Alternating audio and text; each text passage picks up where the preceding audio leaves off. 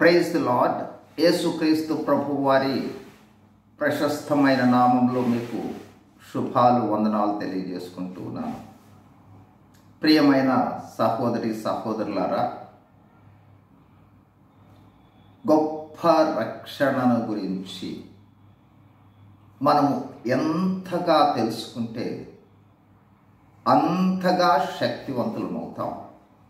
అంతగా మనల్ని గురించి నా గ్రహింపు, గతాన్ని, ప్రస్తుతము, జరగబోయే వాటిని గురించి గ్రహించుకోవటం జరుగుతుంది. అందుకోసమే పౌలు భక్తుడు ఇంత గొప్ప రక్షణ లేదా ఎంతో గొప్ప రక్షణ, అద్భుతమైన రక్షణ, ఆశ్చర్యకరమైన రక్షణ, ఈ రక్షణను ఈ లోకంలో వర్ణించజాలము. అయితే మనకు తెలిసిన కొద్దీ మనం ఇంకా శక్తివంతులు అవుతూ ఉంటాం. గత వీడియోస్లో అనేక విషయాలను జ్ఞాపకం చేసుకుంటూ వచ్చాం. దేవుడు దూరంగా ఉన్న మనలను జగత్తు పునాది వేయకముందే జ్ఞాపకం చేసుకున్నాడు, మనలోనికి వచ్చాడు, మనకు అనేకమైన అమూల్యమైన వాటిని ఇచ్చాడు. అమూల్యమైన యేసుక్రీస్తు ప్రభువారిని ఇచ్చాడు, అమూల్యమైన రక్తం ఇచ్చాడు, అమూల్యమైన తన వాక్కులను, వాగ్దానాలను ఇచ్చాడు, అమూల్యమైన కృపను ఇచ్చాడు, అమూల్యమైన విశ్వాసాన్ని ఇచ్చాడు. ఇట్లా అనేకమైన వాటిని దేవుడు ఇచ్చాడు. మనం తెలుసుకునే కొద్దీ ఇంకా తెలుస్తూ ఉంటాయి.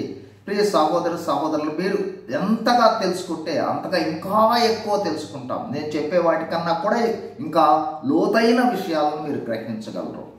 అయితే నేను కొంత మేరకు నాకు తెలిసిన కొన్ని విషయాలనే మీకు జ్ఞాపకం చేస్తూ ఉన్నాను. ఈ రోజున మరొక విషయాన్ని జ్ఞాపకం చేసుకోబోతా ఉన్నాను. ఇక్కడ మొదటి పేతురు పత్రికలో పేతురు భక్తుడు రక్షణను గురించి చెబుతూ మాట్లాడిన మాటను జ్ఞాపకం చేసుకోబోతా ఉన్నాం. చూడండి, ఇక్కడ 9వ వచనంలో ఉంది, మీరు ఆయనను చూడకపోయినను ఆయనను ప్రేమించుతున్నారు, ఇప్పుడు ఆయన కన్నులార చూడకే విశ్వసించుచు మీ విశ్వాసమును ఫలమునగా ఆత్మరక్షణ పొందుచు అని ఆత్మరక్షణ గురించి చెబుతూ చివరిలో 12వ వచనం చివరి భాగంలో అద్భుతమైన మాటను ఉపయోగించాడు. అక్కడ చాలా ప్రాముఖ్యమైన మాట ఏంటంటే, దేవదూతలు ఈ కార్యములను తొంగి చూడగోరుచున్నారు. అంటే ఈ లోకములో మనము రక్షణ పొందిన సమయంలో, ఆ రక్షణ రోజున, రక్షణ కొరకై మనము ఆ ఏర్పాటులోనికి వచ్చి బాప్తిస్మం తీసుకునే సందర్భం ముందు చూచారా, మీకు గ్రహించారో లేదో, ఆ సందర్భాన్ని దేవదూతలు చూడాలని ఎంతో కోరిక కలిగి చూశారు. గ్రహించలేము. మనం చాలా విషయాలు గ్రహించాల్సిన అవసరం ఉంది. మళ్ళీ చదువుతున్నాం, దేవదూతలు ఈ కార్యం అంటే రక్షణ కార్యాన్ని తొంగి చూడగోరుచున్నారు. కొద్దిగా తొంగి చూస్తే చాలప్ప ఎంత అద్భుతమైంది అని. అంత గొప్ప రక్షణ. అంత మాత్రమే కాదు, చూడండి, దేవదూతలు తొంగి చూడటం కాదు, రక్షణలోనికి మనము వచ్చిన తరువాత ఆ దేవదూతలతో ఉన్న సంబంధాన్ని ఒకసారి జ్ఞాపకం చేస్తున్నాను. చూడండి, హెబ్రేయులకు రాసిన పత్రికలో మళ్ళీ పౌలు భక్తుడే 7వ వచనంలో తన దూతలను వాయువుగాను అని చెప్పుకుంటూ వచ్చి 14వ వచనంలో, మొదటి అధ్యాయము హెబ్రేయు 1:14లో పౌలు భక్తుడు రాస్తూ ఉన్న మాట అంటే దూతలను గురించి చెప్పుకుంటా వస్తూ ఉన్నాడు. ఎక్కడి నుంచి 7వ వచనం దగ్గర నుండి 14 దగ్గరకు వచ్చేటప్పటికి ముగింపులో ఏం చెప్తా ఉన్నాడో తెలుసా? వీరందరూ అంటే ఎవరు? దూతలందరూ. ఎవరట? వీరందరూ రక్షణ అను స్వాస్థ్యమును పొందబో వారికి పరిచారము చేయుటకై పంపబడిన సేవకులైన ఆత్మలు కారా. రక్షింపబడిన నీవు నేను మనందరి కోసము పంపబడిన సేవకులు ఎవరంటే దేవదూతలు. ఎంత అద్భుతమైన రక్షణ అండి! అసలు ఆ అనుభవంలోనికి ఒకసారి వచ్చి చూడండి. రక్షణను గురించిన గ్రాహ్యము ఉండటం అనేది ఎంత గొప్ప అనుభవం అంటే అద్భుతమైన అనుభవం, ఆశ్చర్యకరమైన అనుభవం. కాబట్టి ఎప్పుడైతే రక్షణ అనుభవంలోనికి వచ్చామో అప్పుడు మనకు దేవదూతలు పరిచారకులయ్యారు అనే విషయాన్ని గ్రహించాలి. ఇప్పుడు మరొక విషయాన్ని మీరు గమనంలోనికి తీసుకుని వస్తాను. మత్తయి సువార్త 18వ అధ్యాయము 10వ వచనం. 18:10. ఈ చిన్నవారిలో ఒకరినైనను తృణీకరింపకుండా చూచుకొనుడి. వీరి దూతలు పరలోకమందున్న నా తండ్రి ముఖమును ఎల్లప్పుడూ పరలోకమందు చూచుచుందురని మీతో చెప్పుచున్నాను.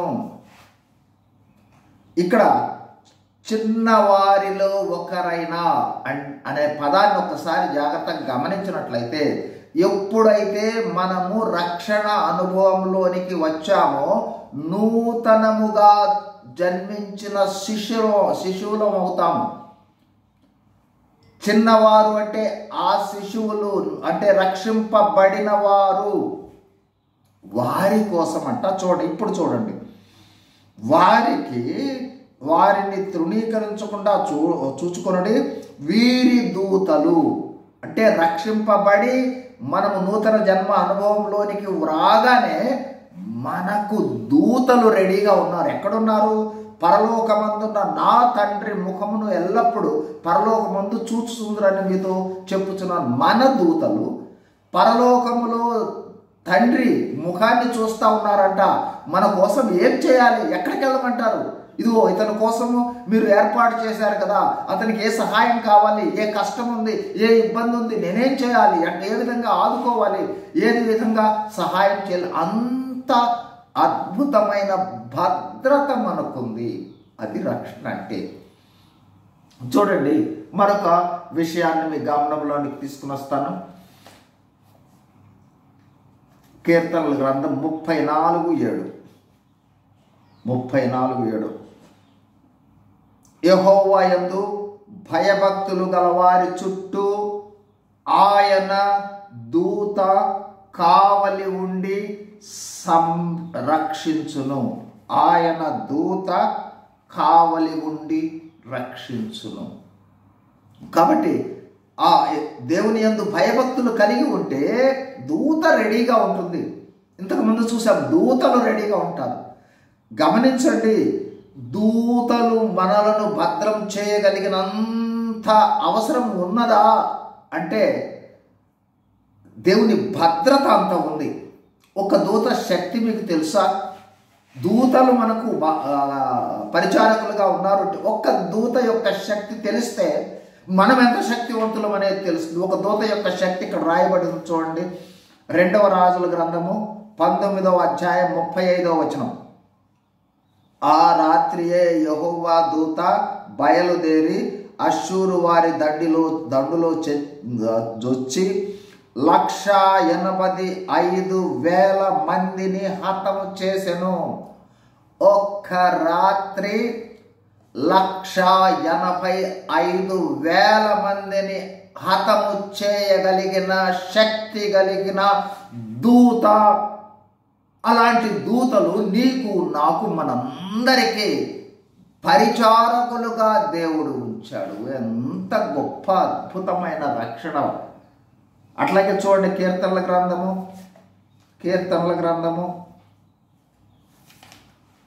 91వ కీర్తన 11వ వచనం 11వ వచనం కూడా చదువుకుందాం. 10, 11, 12 కూడా చదువుకోవచ్చు. 10 నీకు అపాయమేమీ రాదు, ఏ తెగులును నీ గుడారము సమీపించదు. నీ మార్గములన్నిటిలో నిన్ను కాపాడుటకు ఆయన నిన్ను గూర్చి తన దూతలను ఆజ్ఞాపించును. నీ పాదములకు రాయి తగలకుండా వారు నిన్ను తమ చేతుల మీద ఎత్తి పట్టుకుందురు. అందుకోసమే దూతలు ఎప్పుడు మన చుట్టూ మన సంరక్షణలో ఉంటాయి. ఆయన తన దూతలకు ఆజ్ఞాపిస్తాడు. అందుకోసం అనేక ప్రమాదాలలో, అనేక కష్టాలలో, అనేక క్లిష్ట పరిస్థితుల నుండి ఎట్లా సమకూర్చబడి వస్తూ ఉన్నాం. ప్రతిరోజు మనం సంచరించి ప్రతి ప్రదేశంలో ఎన్ని రకాలైన ఆపదలు, ఎన్ని రకాలైన ప్రమాదాలు, వాటన్నిటి నుండి దూతల సంరక్షణలో మనం ఉన్నామనే విషయాన్ని గుర్తుంచుకోవాల్సిన అవసరం ఉంది. ఈ సమయంలో మరొక వచనాన్ని మీ గమనంలోనికి తీసుకుని వస్తాను. లూకా సువార్త మొదటిదిగా 15వ అధ్యాయం. అందుకోసం ఇంత గొప్ప రక్షణ కాబట్టి చూడండి, ఆ రక్షణ గురించి చెప్పే మాటను చూయించి 15వ వచనంలో, లూకా సువార్త 15వ అధ్యాయము 10వ వచనం. అటువలే మారు మనసు పొందు ఒక పాపి విషయమై దేవుని దూతల ఎదుట సంతోషము కలుగునని మీతో చెప్పుచున్నాను. అందుకోసమే రక్షణ అనేది ఒక అద్భుతమైంది. పరలోకములో దూతలందరూ దేవుడు కూడా సంతోషించే ఆ గొప్ప అనుభవం, దాని ద్వారా అద్భుతమైన దూతల భద్రత వస్తుంది. అంతేకాదు, ఇక్కడ లాజరు ఒకానొక సమయంలో దూతలే వస్తారు మనల్ని తీసుకుని వెళ్ళటానికి. చూడండి, లూకా సువార్త 16వ వచనంలో 22వ వచనం. వాస్తవానికి ఇతను దరిద్రుడే లాజరు. చనిపోయిన తర్వాత ఆ దరిద్రుడు చనిపోయి దేవదూతల చేత అబ్రహాము రొమ్మున ఆనుకొనుటకు తీసుకొని పోబడెను.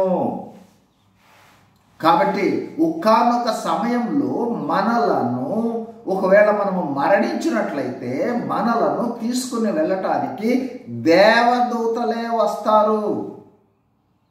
తీసుకుని వెళ్ళిన తర్వాత ఏం చేస్తామో తెలుసా? చూడండి, ఇక్కడ మరొక అద్భుతమైన మాట చూస్తాం. 1 కొరింథీయులకు రాసిన పత్రిక 6వ అధ్యాయము 3వ వచనం. ఇది ఇంకా మరింత గొప్ప అనుభవం. పౌలు భక్తుడు రాస్తా ఉన్నాడు కొరింథీ సంఘానికి, మనము దేవదూతలకు తీర్పు తీర్చుదుమని ఎరుగరా? భవిష్యత్తులో మనము దేవదూతలకు తీర్పు తీర్చేవాళ్ళం. అంటే దేవదూతలు సంతోషించే అనుభవము, దేవదూతలు పరిచారకులుగా ఉండే అనుభవము, దేవదూతలు భద్రపరిచే అనుభవము, దేవదూతలు తీసుకెళ్లే అనుభవము, దేవదూతలకే తీర్పు తీర్చే అనుభవమే ఈ రక్షణ అనుభవము. ఇంత గొప్ప రక్షణను పొందుకున్నాం. రక్షణను బట్టి నిరంతరము ఎల్లప్పుడూ కృతజ్ఞతలు, స్తుతి, స్తోత్రాలు నిత్యం పరలోకములోనే నీవిచ్చిన రక్షణను బట్టి స్తోత్రములు అనే పరలోకములో ఆరాధన జరుగుతూ ఉంది. ఈ భద్రతలో ఉన్న ఇక్కడ మనం నిరంతరము కృతజ్ఞతాస్తుతులు చెల్లించాలి. ప్రార్థన చేసుకుందాం. పరిశుద్ధుడైన మా ప్రియ పరలోకపు తండ్రి, రక్షణ ఔన్నత్యాన్ని జ్ఞాపకం చేస్తూ వచ్చారు. యేసుక్రీస్తు ప్రభువారే మాకు రక్షణ ఔన్నత్యం. అందుని బట్టి స్తుతిస్తాము. ప్రభు వచ్చిన ప్రభువును జ్ఞాపకం చేసుకునండి. రక్షణలో ఉన్న గొప్పతనాన్ని తెలుసుకోవటానికి గ్రహింపును దయచేయమని. మీరు వారిలోనే ఉన్నారు. వారి ప్రతి అవసరతను మీ ఘననామంలో తీర్చి మీరే మహిమ పొందుకోమని వేడుకుంటూ యేసు ప్రభు వారి నామంలో వేడుకొంచున్నాము తండ్రి. ఆమేన్. Praise the lord. God bless you.